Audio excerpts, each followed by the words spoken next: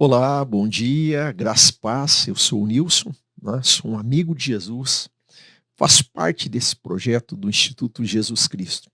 E tenho participado também nessa semana com você aqui de algumas devocionais, né, no livro O Caminho do Stanley Jones. Eu estou aqui em São Paulo, capital, né, e como tenho falado daqui, eu tenho tido esse privilégio, né, de compartilhar com você aí, você que talvez esteja numa cidade ou outra, em lugares distantes de onde estou, mas a gente pode estar unido, né, pensando nessas mesmas palavras de Jesus aqui no livro O Caminho do Stanley Jones. A devocional de hoje é a semana 35, né? Semana 35, sábado. E o título dela é Passos para aproveitarmos a tristeza. Passos para aproveitarmos a tristeza. O primeiro texto que nós vamos ler é Isaías capítulo 9. Isaías capítulo 9, versículo 2 e 3, que diz assim: O povo que andava em trevas viu uma grande luz. Sobre os que viviam na sombra ou na terra da sombra da morte, raiou uma luz. Fizeste crescer a nação e aumentaste a sua alegria. Eles se alegram diante de ti como os que se regozijam na colheita, como os que exultam quando dividem os bens tomados na batalha. O segundo texto está lá em Isaías capítulo 38, versículo 17 e versículo 18, que diz assim: Foi para o meu benefício que tanto sofri. Com o teu amor me guardaste da cova da destruição. Lançaste para trás de ti todos os meus pecados, pois a sepultura não pode louvar-te. A morte não pode cantar o teu louvor. Aqueles que descem a cova não podem esperar pela tua fidelidade. E o Isaías 43, versículo 2, Isaías 43, versículo 2, ele diz assim: Quando você passar pelas águas, eu estarei com você. Quando passar pelos rios, eles não o encobrirão. Quando passar pelo fogo, você não se queimará, e as chamas não o deixarão em brasas.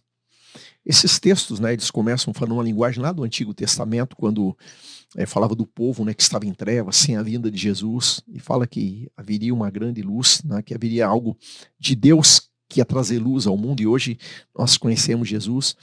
Quando também ali no texto falava que os que descem a cova não louvam a Deus, porque lá ainda tinha aquela ideia, né?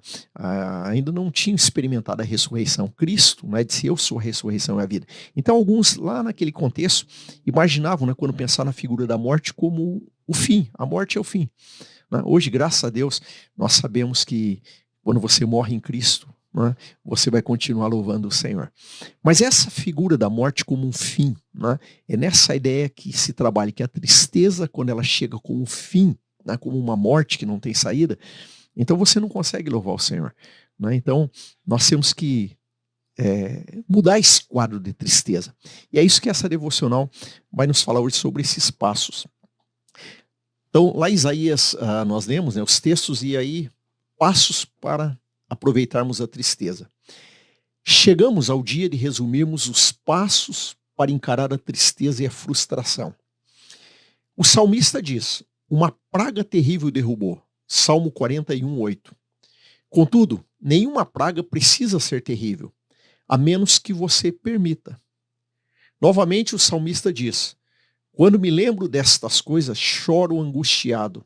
Salmo 42, 4. Porém, a angústia não precisa provocar o choro se você não aguardar só para si. Traga a angústia à luz, encare-a. Siga estes passos. Primeiro, traga a tristeza à luz e encare-a com franqueza. O simples fato de trazê-la à tona já a purifica. Segundo, faça tudo o que você souber para removê-la. Ouça a voz de Deus, que pode dizer o que você deve fazer. Terceiro, coloque a tristeza nas mãos de Deus e deixe-a ali. Em seu coração ela se agrava, mas nas mãos de Deus torna-se útil. Não a entregue a Deus hoje e a tome de volta amanhã. Diga a si mesmo: minha tristeza pertence a Deus. Quarto, fale sobre a sua tristeza com algum amigo, mas não a distribua. Uma tristeza compartilhada é uma tristeza reduzida pela metade. Mas uma vez compartilhada, não fale sobre ela com muitas pessoas. Você estará suscetível a ficar triste.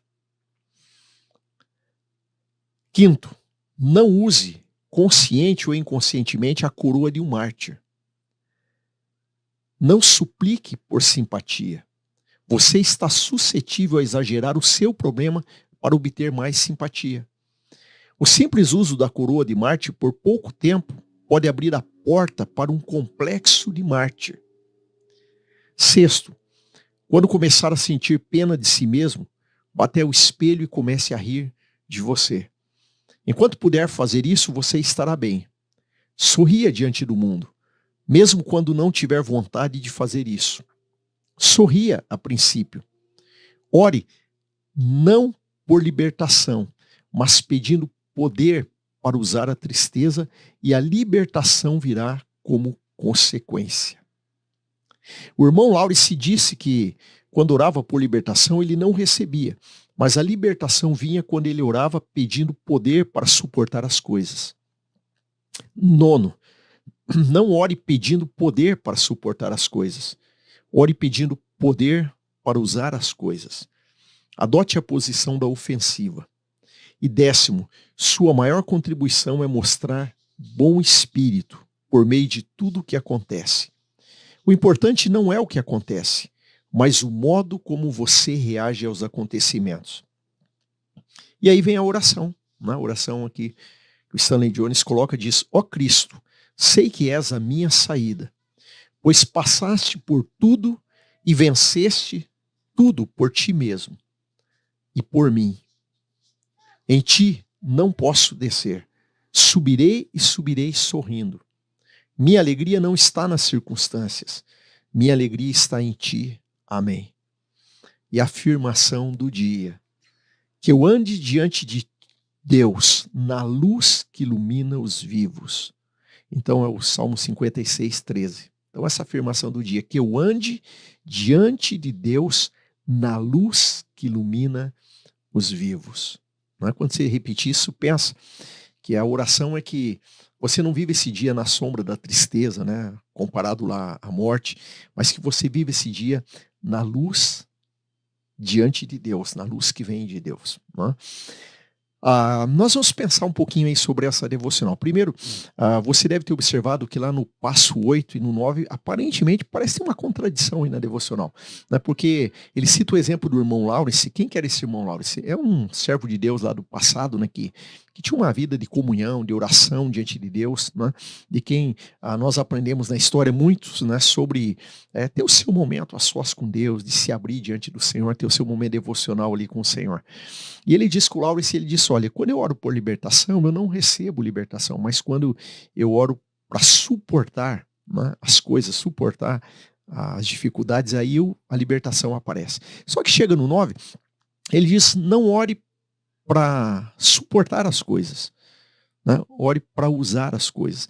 Então, o Laurence ora para suportar, aí o 9 diz que não ore para suportar.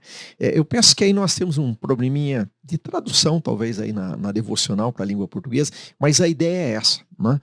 Qual que é a ideia que ele está ali? Quando você estiver orando, não ore com aquele sentido de suportar como: Senhor, só me ajuda a ficar aguentando, né? Aquele ato passivo, só de ficar: eu vou aguentar, eu vou suportar. Não, eu sei que eu estou sofrendo, mas eu vou aguentar. Não ore dessa maneira, numa atitude só passiva, só suportando, aguentando.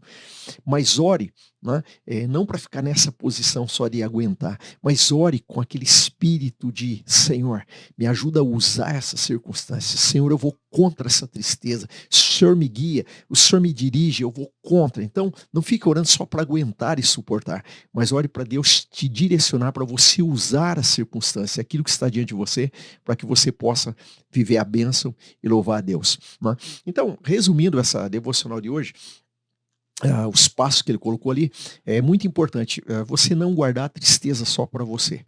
Quando você fica com a dificuldade, a aprovação só lá dentro de você, só com você, isso aumenta, isso te leva para uma situação cada vez mais de tristeza. Então ele coloca duas situações bem interessantes, né? Duas situações de compartilhar, que eu diria. Uma delas é de você levar isso diante de Deus, né? Trazer a luz de Deus, falar com o Senhor, né? Compartilhar com o Senhor. Vai lá um momento, né? Como Jesus falou, vai lá, fecha a porta do quarto, ora teu pai que está em secreto, abre seu coração para Deus, coloca essa tristeza diante dele e diz: Senhor, eu preciso do Senhor, me dá direções, me dá sabedoria para eu lidar com essa situação. Então, primeiro, abre diante de Deus. Um segundo, ele fala para você compartilhar com alguém. Um amigo, um irmão em Cristo, compartilha essa tristeza com alguém. Quando você compartilha, você sente que não está sozinho, humanamente falando, você não está sozinho, né? Tem alguém ali também com você. Você sabe que Deus está com você, mas muitas vezes você quer alguém, né, que seja como você, um ser humano, que esteja ali ao seu lado. Então, compartilhe com alguém. Só que ele diz, não fica compartilhando com muitas pessoas, porque aí quando você começa a compartilhar, você pode cair naquele hábito da tristeza, de ficar falando, colocando e sofrendo por aquilo. Compartilhe com alguém, para você ter alguém que ore junto com você, para ter alguém que está junto com você se colocando diante de Deus, né? E aí, né, vamos concluir todo esse passo com essa figura de que você e eu devemos, com a tristeza, né, nós devemos buscar uma direção de Deus, como falamos ali no começo. Buscar uma direção de Deus, como eu posso, de uma maneira ativa e não passiva, de uma maneira corajosa, enfrentar a tristeza, confiar que o Senhor está comigo, caminhar passo a passo, sabendo que o Senhor vai nos dar vitória, nós vamos sair desse quadro de tristeza, né? Então, guarda essa palavra no coração, né? Eu tenho certeza que Deus vai continuar falando com você. Amém.